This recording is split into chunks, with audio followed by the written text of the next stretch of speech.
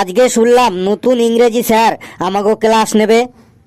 হ্যাঁ, নতুন স্যার খুব রাগী, তোরা কিন্তু কেউ বদমাইশি করবি না। না না, আমরা খুব ভালো, আমরা কোনোদিনও বদমাইশি করি না। চুপ, স্যার আসছে।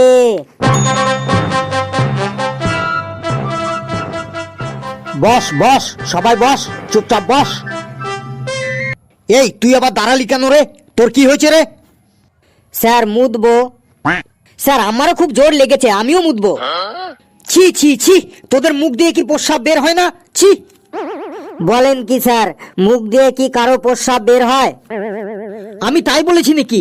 আমি বলেছি তোরা মুতবো মুতবো বলছিস, কথাটা শুনতে খুব খারাপ লাগছে। তোদের মুখ দিয়ে কি প্রস্রাব কথাটা বের হয় না? আমরা তো স্যার এমনই বলি।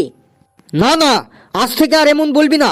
এরপর থেকে তোদের প্রস্রাব চাপলে বলবি স্যার চাপ আছে, তাহলেই আমি বুঝে যাব যে তোদের প্রস্রাব পেয়েছে, বুঝলি? স্যার যদি হাগু পায় তখন কি বলবো? স্যার আমি ওকে বলে দিচ্ছি,